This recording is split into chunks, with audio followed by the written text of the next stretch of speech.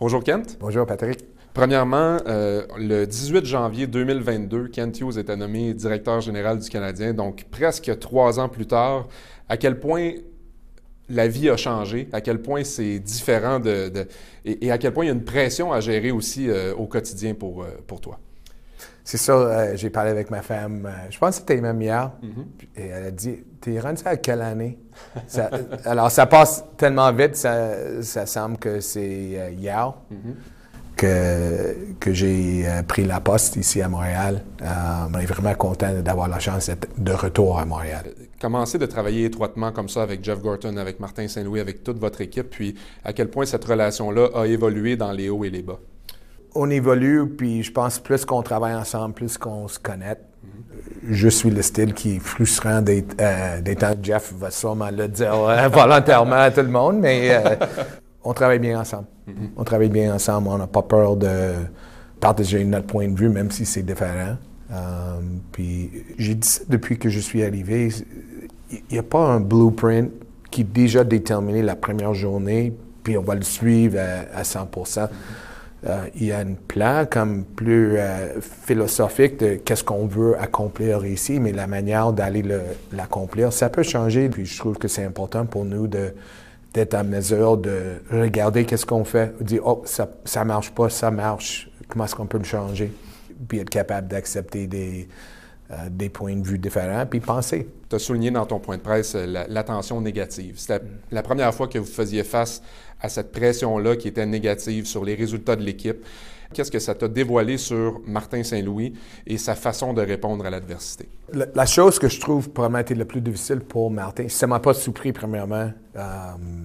Il l'a fait comme joueur, il l'a fait toute sa vie. Comme joueur, il y a toujours du succès. C'est probablement pour lui, j'imagine, la première fois que l'équipe va pas bien, puis en même temps, tu te fais critiquer. Oui. Probablement plus difficile, mais ça ne change pas. C'est quelqu'un qui va toujours accepter le défi, va faire face à face it, et pousser pour... ça ne sera jamais quelqu'un qui va aller se cacher. Qu'est-ce qui est le plus emballant maintenant de voir la récente période de succès de l'équipe, de voir comment l'équipe semble mieux jouer collectivement et qu'il y a des individus aussi à travers tout ça qui grandissent? Je pense que la chose qui nous donne la plus de confiance, c'est vraiment que c'est la culture de l'équipe. Ouais. C'est que quand tu as des moments difficiles, puis la culture n'est pas là, les joueurs tournent une contre l'autre, ouais. C'est sa faute, le coach n'est pas bon, telle chose, tandis que qu'est-ce qu'on a vu de notre groupe ici, c'est un problème collectif qu'on doit régler collectivement. On disait au début de l'entrevue que c'est bientôt 3 ans comme DG du Canadien. Qu'est-ce que Kent Hughes a le plus appris dans ces 3 années-là qui font en sorte qu'aujourd'hui, tu te sens encore mieux outillé comme directeur général? Je pense que c'est plus de gérer un business. En particulier, comment on travaille avec les coachs. Comment est-ce qu'on peut communiquer, qu'est-ce qu'on a besoin de communiquer, trouver les bons moments.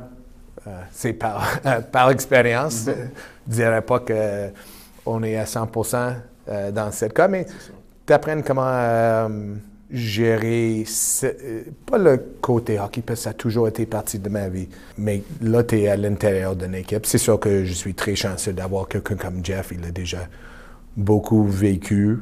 Des fois, quand il voit des choses, il va dire « Hey, tu peux le faire d'une manière différente. » Je suis chanceux de l'avoir à côté de moi. Kent, merci beaucoup. Merci d'avoir pris le temps.